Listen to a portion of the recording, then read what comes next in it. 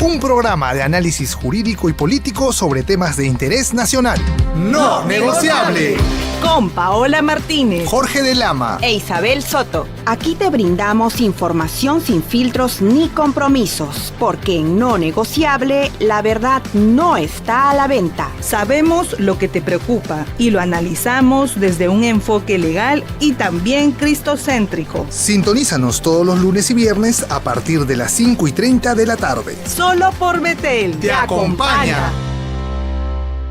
Muy buenas tardes, amigos, ¿cómo están? Les saluda Paola Martínez. Hoy, lunes 28 de octubre del 2024, nuestro programa número 67, tu programa No Negociable.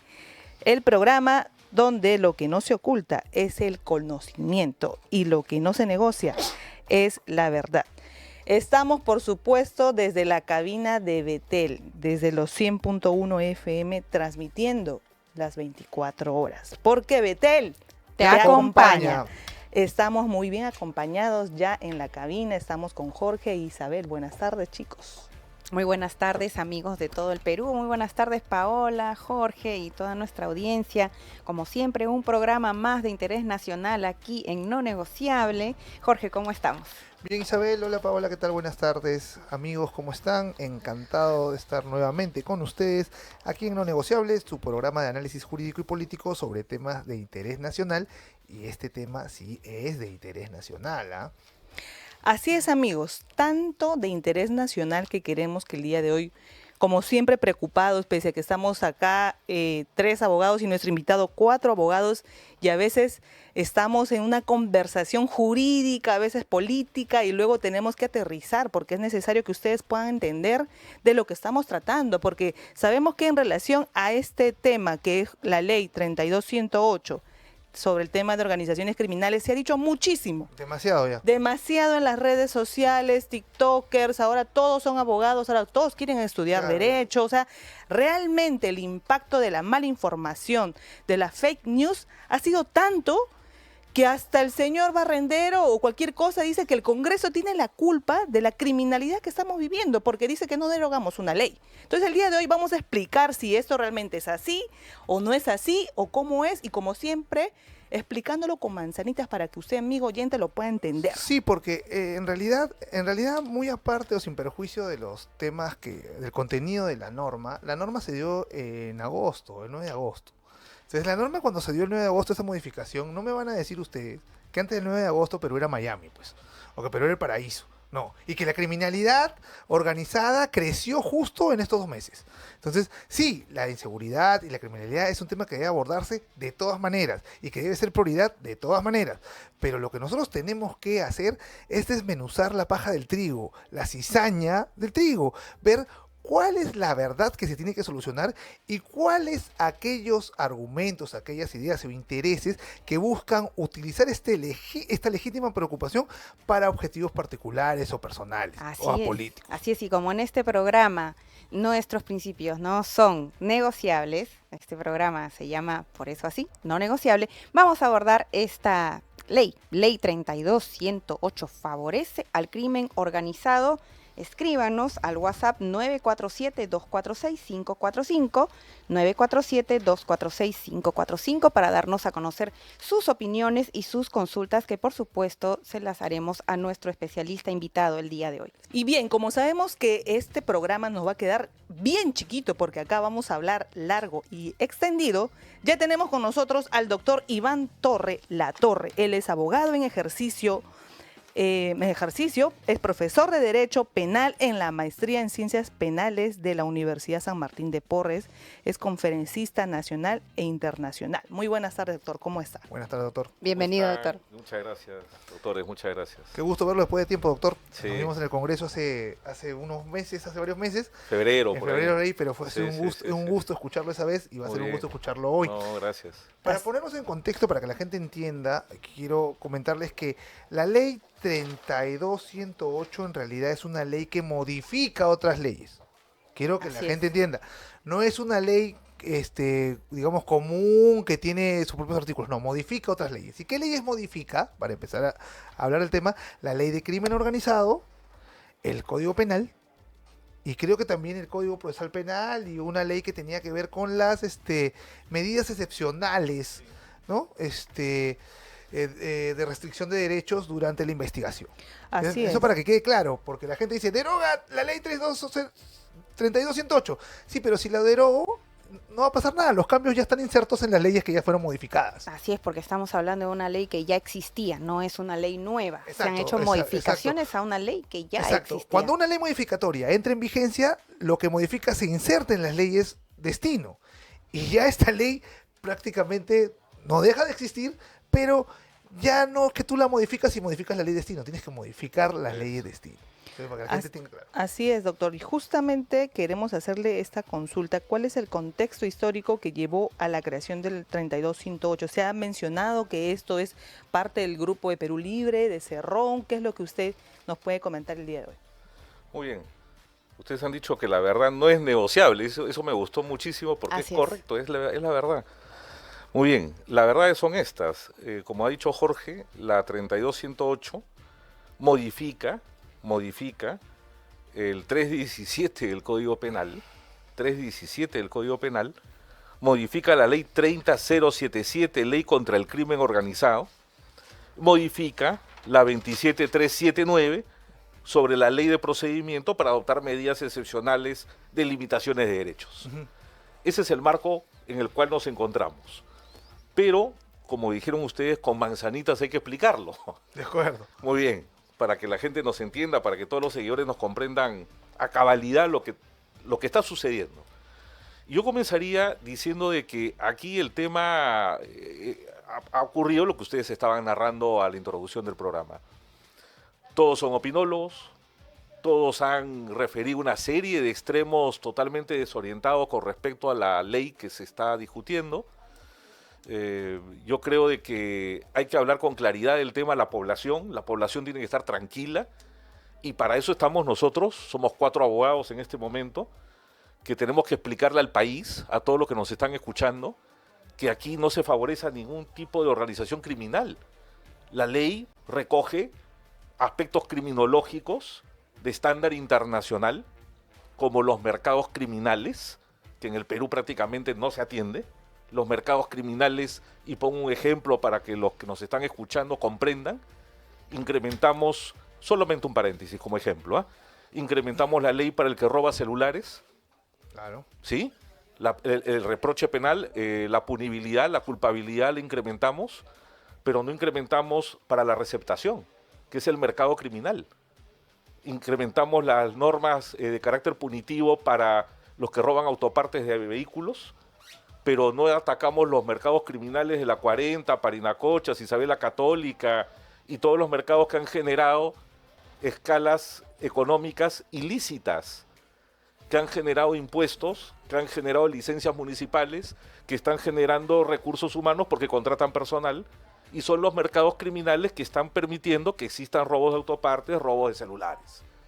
Por lo tanto, esto no es nuevo y más bien responde a un estándar internacional de cómo manejar organizaciones criminales internacionales, porque ya no estamos ante un robo de cartera, cogoteros, chaveteros, como en los años 80, 90. Esto se sofisticó y estamos ante trata de personas, narcotráfico internacional, mafias migratorias, prostitución. Estamos ante circunstancias mucho más graves. Por lo tanto, se da esta ley, la 32.108, en un escenario prudente, atinado, se promulga y se modifica para mejorar la norma en circunstancias que corresponden hacerlo. Yo creo de que se ha recogido en la 32.108 la novísima legislación y no siempre quedarnos anclados en Palermo, que el Perú se adhiere en el 2003, porque toda norma se produce luego de una observación social. La norma es producto de la experiencia social y la evolución del delito y del conflicto social. Cuando se da Palermo, las circunstancias de las organizaciones criminales no eran como hoy.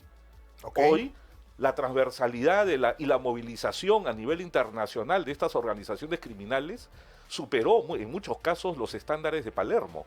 Por lo tanto, yo diría más bien que el Perú, Jorge, Isabel, Paola, han adelantado un paso importante en la legislación en la lucha contra el crimen organizado.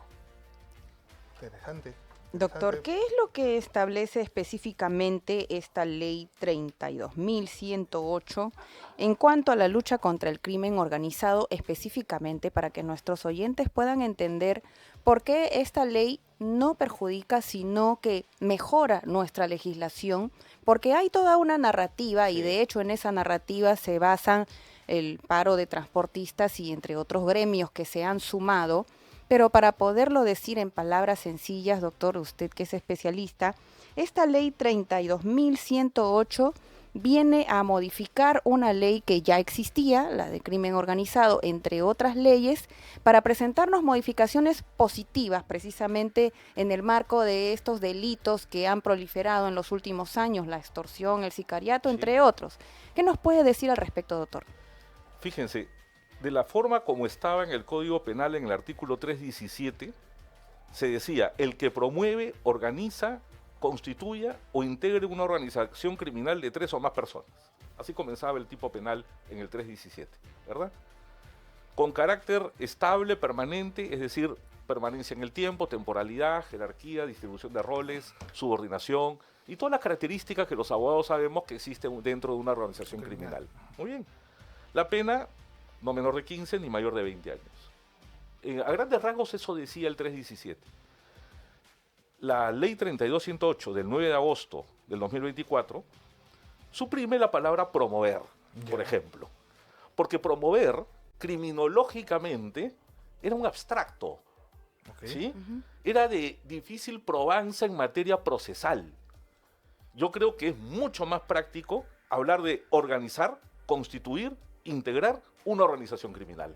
Claro, porque son estos concretos materiales y tangibles. Es objetivamente demostrable, porque el promover caía en una subjetividad que muchas veces las organizaciones criminales y sus integrantes, vamos a utilizar una palabra coloquial, se agarraban de esta palabra, de este verbo rector promover, para generar una ambigüedad y una duda razonable en el juzgamiento. Y salir bien librados o decir, yo no promoví, yo no organicé, yo no constituí, solamente integré. Y buscaban el paliativo, la atenuación punitiva.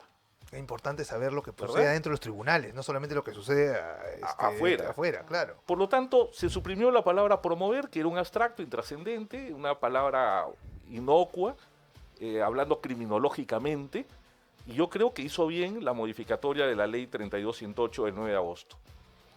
En la segunda parte, en el segundo extremo, del 317.2, es donde generaba algunas dudas, exabruptos en algunos opinólogos y abogados como nosotros, pero ideologizados y con intereses subrepticios. ¿Qué pasaba? Que la norma dijo que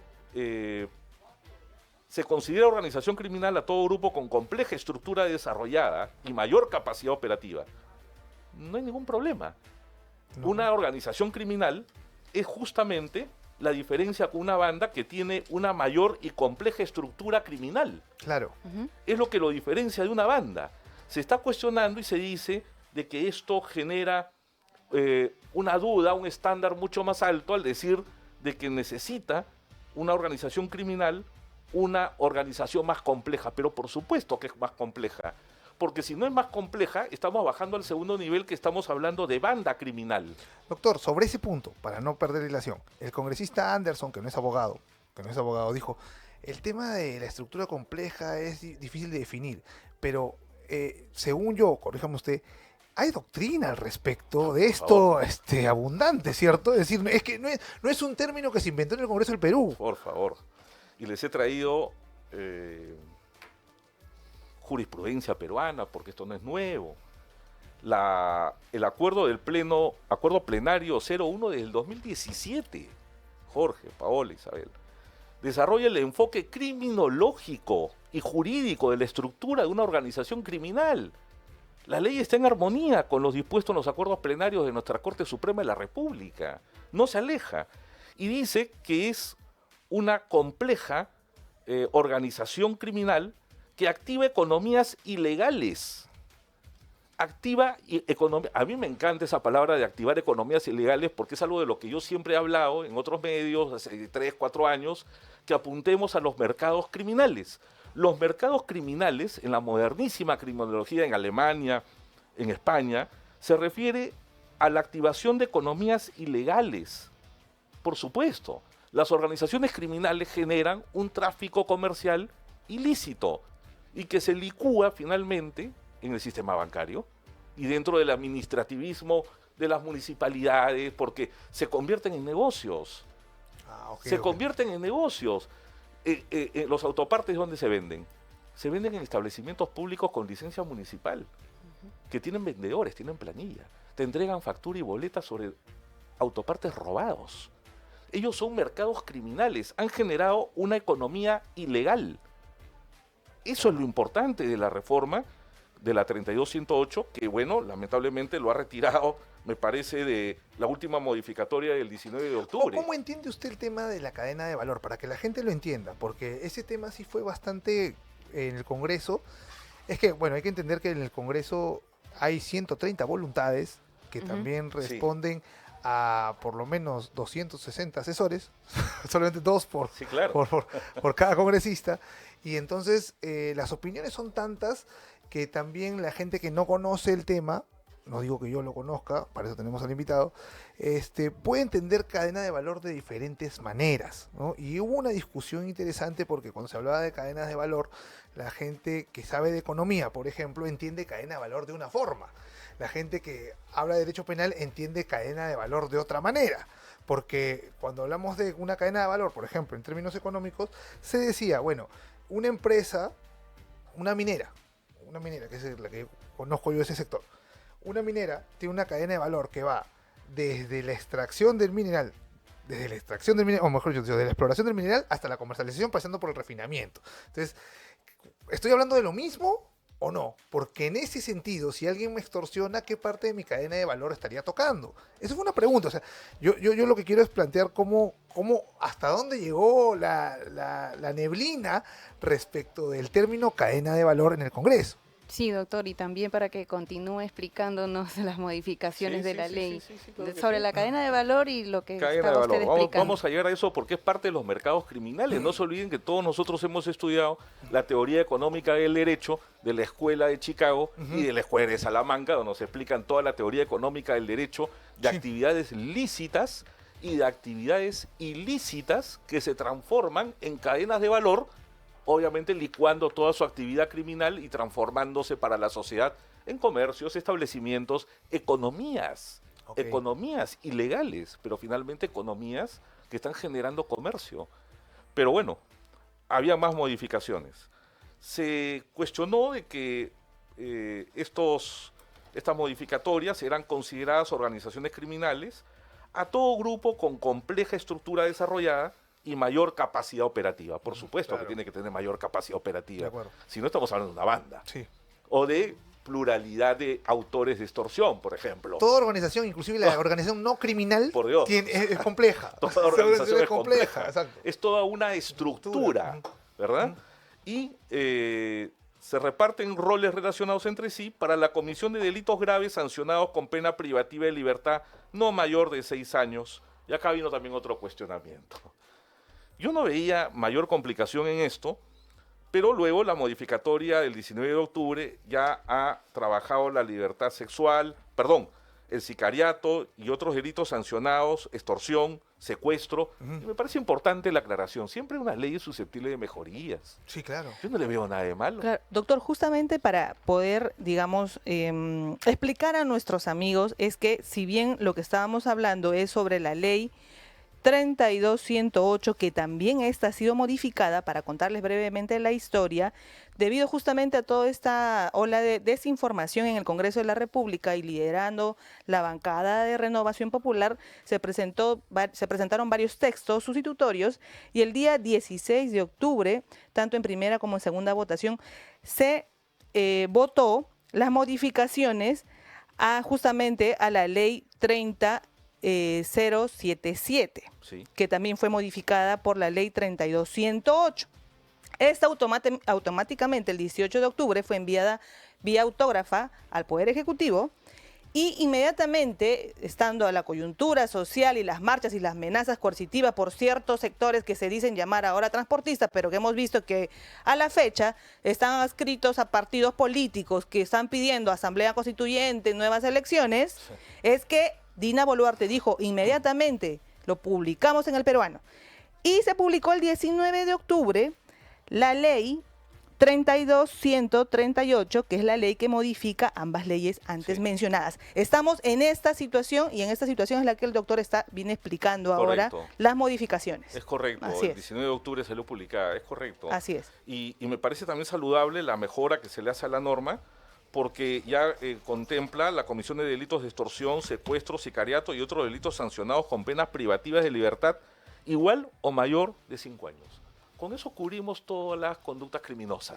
Claro, Doctor, y entonces... y si habría una que está afuera, pues modifiquen la ley y súbanle la pena, ¿no? O sea, exacto. No, así es. Pero ¿no? para explayarnos justamente en esas modificaciones nos vamos a ir a una breve pausa y continuamos. Continuamos, amigos, en tu programa No Negociable y queremos hacer una breve aclaración.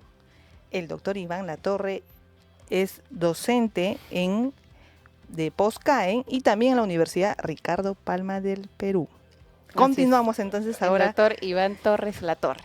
El posgrado, que es el CAEN, Centro de Altos Estudios Nacionales. Muy bien, sí. Sí, Es sí, exacto sí. eso, sí. Muy bien. Muy bien, doctor. Luego estaré comentando usted sus redes sociales para ver dónde lo ubicamos o tal vez algún número, porque Sí, siempre acá claro. luego nos consulta. Muy bien. Bien, estamos justamente abordando la ley ya que ahora se ha aprobado, la ley 32.138, la ley que modifica la ley 30.007, la ley contra el crimen organizado, que fue modificado por la ley 32.108, y estábamos hablando acá justamente en la pausa sobre todo este mover, todo estas marchas que están solicitando otras cosas, y lo que han hecho más bien es desviar la atención del problema actual, que es la inseguridad ciudadana. Están yendo por un tema político a pedir otras cosas, y el día de hoy estamos aclarando con el doctor justamente todos estos puntos que se han cuestionado. Doctor, usted, ¿cuál ve, digamos, entre la anterior, la ley 32.108 con la nueva ya publicada el 19 de octubre, cuáles serían las mejoras que usted advierte? ¿Cuáles son las mejoras? Sí, muchas gracias. Una mejora importante es en el extremo del 317.2 del Código Penal, ¿no? La segunda parte del Código Penal, donde se dice, se considera organización criminal a todo grupo de compleja estructura desarrollada, definitivamente es así, no se puede cambiar eso, y mayor capacidad operativa. Estoy totalmente de acuerdo y para mí esto es de recibo. Compuesto por 3 o más personas, definitivamente está correcto, con carácter permanente o por tiempo indefinido, que de manera concertada y coordinada se reparten roles correlacionados entre sí. Es correcto. Para la comisión de delitos de extorsión, y acá viene la modificatoria, se especifica para el delito de extorsión, secuestro, sicariato y otros delitos sancionados con pena privativa, libertad igual o mayor de 5 años en su extremo mínimo. Eso está bien, es correcto. Fue una aclaración de pronto necesaria para el momento que estamos viviendo, llenos de extorsión, sicariato, y donde el Estado Nacional pareciera que le dice a la población que está abandonando su rol tutelar en el orden interno, y esos discursillos donde dicen de que adelanto elecciones va a solucionar el tema del sicariato, cambio de constitución, claro. y todas esas y el sicario va a decir, oye, cambió la constitución, ya no voy a ser sicario ya. Esas excitaciones políticas, ¿no? Sí, claro, exactamente, que desnudan pues no solamente un interés político negativo, sino la utilización de una legítima protesta. Sí. Y eso es lo que más me preocupa, porque la gente que está utilizando esa marcha de los transportistas, de los legítimos transportistas que dicen me están matando, para tener una consigna política, en realidad están desvalorizando a los transportistas y su legítimo derecho a exigir que el Estado los asegure, los cuide. Y eso es lo que la gente tiene que entender. El que está a tu costado punzándote para utilizarte para otro fin, no es tu amigo. En realidad no es tu amigo, ni te considera, porque si te consideraría, no haría que tú te unas a su causa, sino se uniría a la tuya sin ninguna condición. Doctor, en su opinión, entonces, esta ley 32.138, que Sí. es la última ley publicada respecto a la modificación de la ley de crimen organizado, entre otros, presenta modificaciones de un impacto positivo para nuestra sociedad, para nuestro país. Y como bien dice mi compañero Jorge, lo que está pasando es que estos gremios de transportistas infiltrados, digamos, con otro tipo de gremios, lo que están haciendo es, como usted lo decía en la pausa, una especie también de extorsión, porque lo que está pasando es, o me concedes esto, que es la derogatoria de la ley de crimen organizado, y todo lo que tiene que Así ver es. con el delito, los delitos de terrorismo urbano, lo que ha calificado el Congreso como criminalidad sistemática, o me bajas todo esto o continúa haciendo paros Sí. a nivel nacional, frenando nuestra economía diariamente. ¿Qué opina usted al respecto? Totalmente de acuerdo. A ver,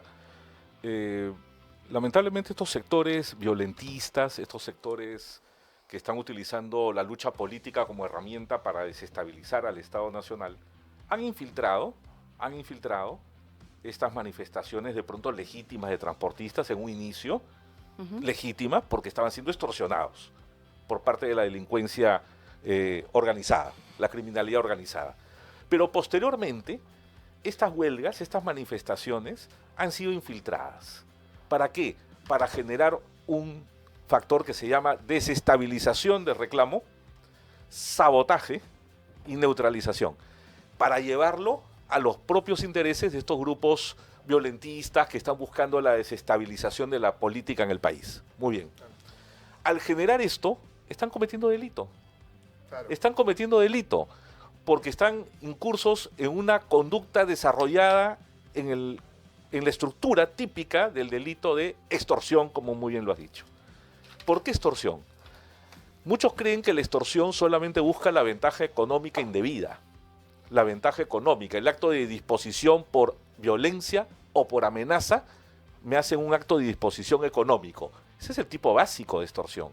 Pero nuestro Código Penal contempla también la extorsión por otras ventajas Ok. y estipula claramente extorsión cuando se obstaculizan las vías públicas, los servicios públicos, y el transporte urbano es un servicio público, a cambio de ventajas indebidas. Lo que tú mencionabas, ellos dicen, me voy a la huelga, te paro el transporte urbano en el país si tú no derogas la ley. Eso es una extorsión Claro. a nivel institucional, porque yo puedo generar extorsión a personas particulares, Jorge, puedo realizar extorsión a instituciones del Estado o a instituciones privadas. Está en nuestro Código Penal. Interesante. Por lo tanto, estamos llegando al punto más crítico de la extorsión, que es cuando extorsionas al propio Estado. Claro. En la escalada del conflicto, en la escalada de las conductas extorsivas, es extorsiono al empresario, extorsiono al papá que tiene plata y le secuestro a la hija con fines de extorsión, le quiebro la voluntad, le vicio la voluntad y hago un acto de disposición económico. Pero ahora la extorsión con las organizaciones criminales se sofisticó y están utilizando mecanismos extorsivos institucionales. Y lo que va a pasar mañana configura el delito de extorsión de manera clara y puntual. Así es, doctor. Doctor, y otro punto también muy cuestionado ha sido el tema de los allanamientos, que justamente es el artículo 216. Inclusive hicieron videos ilustrativos, ¿no? Actores nuevos que han salido a la palestra a decir, ¿no? Cómo se desarrolla la diligencia de allanamientos. Y ahora con esta modificación, ¿se va a llegar a solucionar o no el problema? Doctora, explíquenos también con manzanita, ¿cómo era? ¿Cómo es que entran los actores, los policías? ¿Se podía o no realizar el allanamiento o era simplemente...? Nuevamente han confundido a la opinión pública, muchos sectores han querido confundir profesamente con algún interés. Muy bien. A ver, yo comenzaría así. El artículo 84 del Código Procesal Penal estipula claramente que el abogado defensor goza de todos los derechos que la ley le confiere para el ejercicio de su profesión. El punto 4 dice, del mismo 84, participar en todas las diligencias, excepto en la declaración prestada durante la etapa de investigación por el imputado que no defiende. Esto lo sabemos los abogados. En todas las diligencias.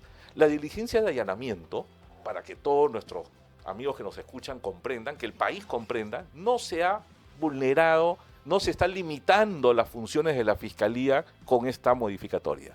No se está limitando, todo lo contrario. ¿Qué sucede? Antes y hoy, el fiscal tiene que solicitar una medida a un juez penal de allanamiento.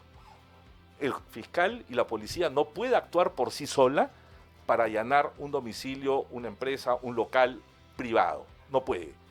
Si el juez le concede, es decir, el fiscal obtiene esa autorización judicial con debida resolución motivada, el fiscal procede con el auxilio policial. ¿Qué es lo que dice la nueva norma? Que esa medida de allanamiento tendrá que ser con abogado defensor. Entonces, ¿qué dijeron los que cuestionan esto sin fundamento normativo y dogmático teórico? Dijeron, no, están favoreciendo a las organizaciones criminales. ¿Qué quiere decir ahora? Decían los cuestionadores. De que va a llegar el fiscal y la policía y van a decir, señor, su abogado está, no está, puede llamarlo para comenzar a allanar. Y hacían una sátira, una burla, Claro, unos memes que distorsionaban totalmente el espíritu de la norma. Si estamos con un código garantista que estos propios sectores han promovido, Claro. pro reo, ¿sí? Contra víctima muchas veces, pro reo. Si estamos en un espíritu garantista, principio del nuevo Código Penal, acusatorio garantista, de carácter premial, ¿no? Que nos han impuesto en nuestro país por USAID y por PNUD, Programa de Naciones Unidas claro, para el claro. Desarrollo y USAID. Muy bien. Ujú. ¿Qué tiene de malo que participe el abogado defensor? Y hagamos un ejercicio. El fiscal llega, no va a esperar que el abogado defensor del investigado se constituya. Puede pasar 1 hora, 2 horas, 3 horas. La defensa pública de oficio, que depende del Ministerio de Justicia, tiene que actuar. El fiscal ya tiene que ir Y ahí estaba el con el problema abogado, con la defensa pública, que no quería ir. que no quería ir, pues. Exacto, no quería Porque ir. la defensa pública de oficio en el Perú siempre ha estado menoscabada, siempre ha estado disminuida, y era prácticamente un salvataje momentáneo mientras el abogado llegaba en el proceso judicial. Pero la defensa pública de oficio tiene que funcionar. En otros países, en otras legislaciones, haciendo un poco de comparativismo, la defensa pública de oficio es toda una institución del Estado. Es la Procuraduría de la víctima, la Procuraduría que funciona con presupuesto, con local, con abogados muy bien pagados. O sea, no es lo que te queda. No es lo Porque que... te queda, Así claro, es. si no es lo que es como es un servicio público, todo servicio público del Estado tiene que ser bien, Y bien gratuito. dado, bien servido. Y Claro, gratuito. claro. Por lo tanto, acá tiene que funcionar la defensa pública de oficio. Tiene que constituirse el fiscal con la defensa pública de oficio y es muy simple. Oficia al Ministerio Público, al Ministerio de Justicia para que le facilite un abogado defensor público y de oficio. Y asunto solucionado. Porque cuestionaron, hacían sátiras, ironías. Ya va a llegar su abogado defensor, ya vamos media hora, ya vamos a esperar 1 hora. No podemos comenzar el allanamiento. Eso es falso. El fiscal llega con el abogado público de oficio, inmoviliza el escenario que va a allanar, si es que no está él, si es que quiere esperar a su abogado privado, que no está obligado el fiscal a esperarlo, ¿eh? Claro. No está obligado el fiscal a esperarlo. O sea, nunca lo estuvo en realidad. Nunca lo estuvo. en realidad. Antiguamente llegaban, Hemos tenido que colocarlo porque ya, Sí. por un tema de presión. sí, ¿no? antiguamente el fiscal llegaba con la policía, te rompía la puerta, que lo puede seguir haciendo porque tiene orden de Claro. desarraje, Claro. ingresa, inmoviliza a todas las personas que están dentro del inmueble de la vivienda y simplemente levanta el acta que se le asiste con un abogado público y de oficio, ante la ausencia de su abogado defensor en ese momento, que por lo general va a suceder porque son en horas de la madrugada, son en horas de amanecer, donde se El elemento genera sorpresa, tiene que el haber un elemento factor sorpresa. sorpresa. Ujú. Yo no le veo tampoco ningún tipo de complicación. No se ha afectado para nada la figura del ¿Cuál es el allanamiento. problema? No, ¿Cuál es el inclusive problema? La nueva norma establece que ya precisa, mejor dicho, como usted ha dicho, ya se hacía, en la práctica Se ya hacía, se se hacía. Ahora hacía. ya solamente se ha colocado la literalidad de ese procedimiento, en el sentido de que llega el abogado de oficio, empieza la diligencia y si el investigado o el allanado quiere tener su abogado particular, bueno, pues lo llama y cuando llegue el abogado de oficio le pasa la posta, pero Suficiente. continúa. Ahora, sobre ese tema particular, no solo se modificó el 216, sino también la ley 27379, y sobre eso hubo un debate, doctor, que nos gustaría que nos aclare. Por un lado, hubieron varios especialistas o abogados que dijeron que esa ley ya estaba derogada por el nuevo Código Procesal Penal y otros que no. En el Congreso de la República, algunos abogados dijeron, eso lo ha dicho la Corte en una sentencia, eso lo ha dicho la Corte en otra sentencia. Es decir, que han habido sentencias, inclusive de la Corte Suprema, contradictorias. No las vi, solamente digo lo que se dijo. Un grupo de abogados dijo, la ley de procedimiento para adoptar medidas excepcionales ya está derogada porque el nuevo Código Procesal Penal que ya se aplica la ha derogado tácitamente. Ya, tácitamente. Entonces, y otros dijeron, no, no es así, ha derogado solo una parte. Bueno, luego se dijo, no, la Corte Suprema lo ha dicho, pero lo ha dicho en una resolución. El otro, no, la Corte lo dijo en otra resolución, dijo lo contrario. Entonces, ¿cómo queda ese tema de si esta ley, la 27379, está derogada o no está derogada? A ver, es cierto que no ha habido una línea uniforme en el comportamiento jurisprudencial o en el comportamiento de las resoluciones judiciales. Es cierto, ¿ah? Sí, sí. Es cierto. Si nos estamos refiriendo a las medidas limitativas de derechos, Sí. que es lo que se modifica en la 27379, ¿sí? Lo que se ha dicho es que el fiscal, en casos de estricta necesidad y urgencia, podrá solicitarle al juez penal las siguientes medidas limitativas de derechos. En primer lugar, levantamiento de secreto bancario, reserva tributaria, situaciones que ya se venían haciendo. Ya. No hay ninguna anomalía y nada por qué escandalizarse. Con el nuevo Código Procesal Penal también se venían haciendo, ¿están reguladas ahí? Sí, totalmente. Está en el Código Procesal Penal. Todas estas medidas limitativas de derechos se pueden generar. Por lo tanto, el juez penal puede resultar para él necesario aplicar y pertinente el esclarecimiento de estos hechos a través de medidas limitativas de derechos. Ah, ok. Sí, fácilmente. Inmovilización de cuentas bancarias, congelamientos de cuentas bancarias. Tiene todas las herramientas. Todas las herramientas posibles, sin perjuicio de la prisión preventiva tan famosa y tan gustosa y apetitosa para muchos. Pero bueno, lo que ha traído la modificatoria es que hay una excepción a todo esto, que no pueden ser embargados los ingresos pensionarios. Porque ¿qué tendrían que ver los ingresos pensionarios con lavado de activos, con organización criminal, si el derecho pensionario lo adquirimos como producto de una norma? Sí, es cierto, exactamente. Lo adquirimos producto de una legislación, es un derecho adquirido a través del tiempo laboral. Por lo tanto, ¿qué tendrían que tener que ver los ingresos pensionarios? O, por ejemplo, los ingresos laborales. Porque está la excepción. Y tratándose de ingresos laborales acreditados, tampoco me lo pueden embargar. Claro, exactamente, porque se supone que lo que se busca es los efectos del delito. Del delito. Aquello producido por la comisión del delito, ¿no? Pero, Así es, pero en cambio, cuando estamos hablando pues de un trabajo o de una pensión, esto no viene de un acto delictivo, así que no tendría por qué ser objeto de bloqueo, de incautación, ¿no? Ustedes mismos lo dijeron, hay que diferenciar la paja del trigo y definitivamente, inclusive en muchos procesos judiciales se embargaba hasta una tercera parte o las 2/3 partes de las pensiones en el caso de los militares, por ejemplo, les llegaron a embargar. Fue un exceso, uso y abuso, pero sucedió, a pesar que son intangibles y no tienen nada que ver con el núcleo del delito. Por lo tanto, acá hay que ver algo fundamental, principio de proporcionalidad, tan garantista que es nuestro código, hay que ver... Es bien garantista cuando le conviene a algunos, ¿no? Hay que ver congruencia, hay que ver razonabilidad, hay que ver principio de vinculación de la prueba y no hacer cajón desastre y encontrar pues de todo en un cajón hilo y otras herramientas que me convienen para utilizar cuando quiero, ¿no? Claro. Entonces yo creo que se ha ordenado, se ha establecido un estándar para organización criminal, yo creo que se ha pulido en estricta armonía con la línea jurisprudencial de la Corte Suprema. Cito, y les voy a dejar esta carpeta con alguna información, el acuerdo plenario 01-2017 que desarrolla el enfoque criminológico y jurídico de la estructura de organización criminal. Claro. Es sumamente interesante esto.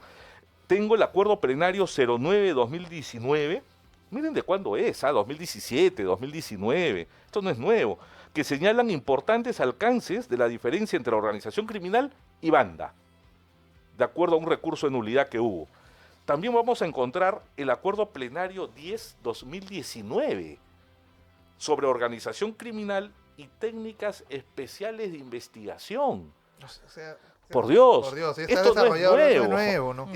Esta doctrina jurisprudencial nos permite establecer que la ley que está siendo tan cuestionada está en estricta armonía con la línea jurisprudencial, con los tratados internacionales, y yo creo que más bien, esto es lo más importante que quiero resaltar, es que nuestro país ha dado un paso adelante, más allá de Palermo. Ya. Palermo, el Perú se adhiera a Palermo, si mal no recuerdo, 2003. Porque ahorita los jueces están diciendo que están usando la Convención de Palermo Claro. como escudo a que Para nadie la puede control, contradecir. control nunca. de Claro, convencionalidad, claro, por claro. supuesto, claro que sí. Y justamente, Jorge, recordarás que llegó a nuestros WhatsApp que el magistrado, no recuerdo el nombre, que supuestamente había emitido una sentencia inaplicando, ¿se recuerdan, chicos? Claro, no, había...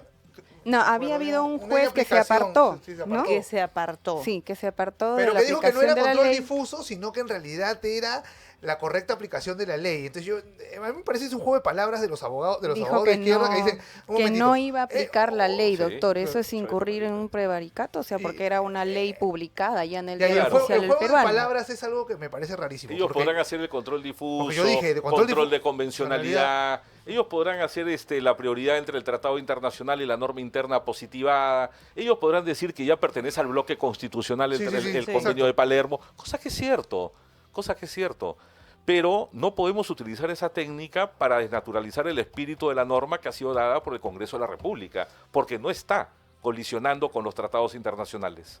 Y justamente, doctor, en esa línea, ahora que ya tenemos esta ley ya promulgada, publicada, vigente, la 32-138, ¿usted qué cree, cuáles son, digamos, o cuáles serán las nuevas jugadas? ¿Cuál es el rol de las autoridades que tienen para la implementación de esto?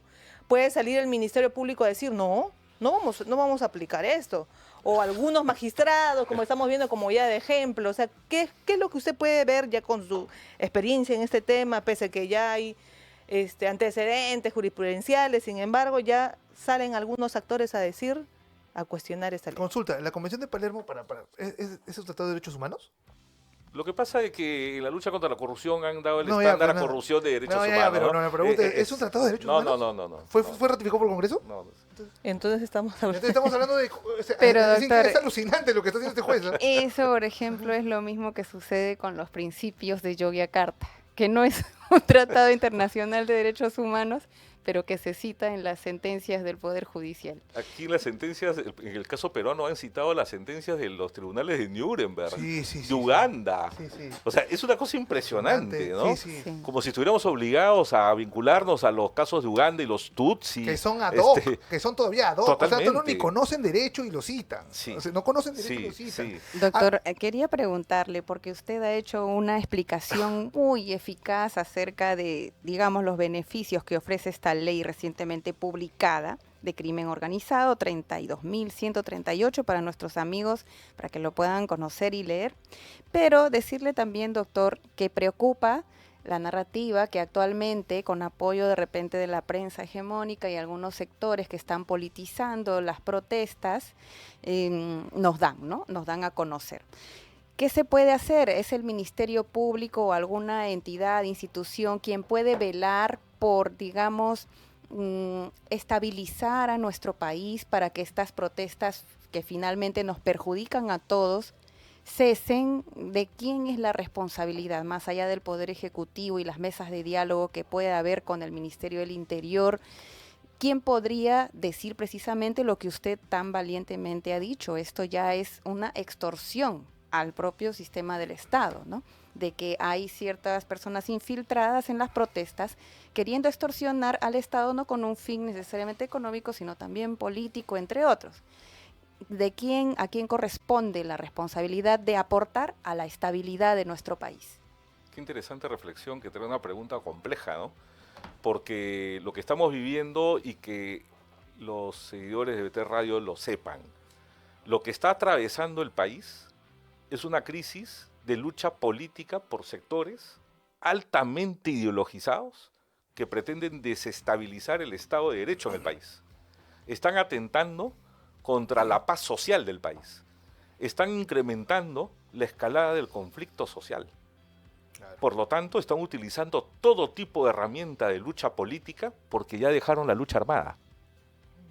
Desde el Foro de Sao Paulo de 1990, ¿sí?, dispuesto por Fidel Castro Ruz, dictador en La Habana cubana, Foro de Sao Paulo desde el año 1990 replantean su estrategia de lucha.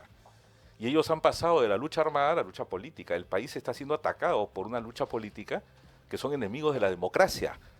Y utilizan banderas legítimas como operaciones de fachada, derechos humanos, mujer, democracias, poblaciones vulnerables, pobreza. Son banderas legítimas por las cuales hay que luchar, pero estos sectores las están utilizando como parte de su lucha política.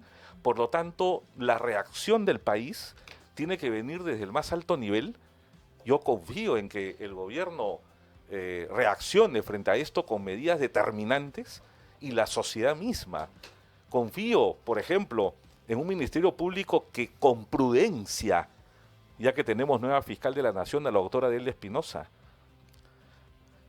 maneje las cosas con prudencia, prudencia institucional. Somos el ojo de las inversiones en el mundo, pero de inseguridad jurídica y de inseguridad ciudadana.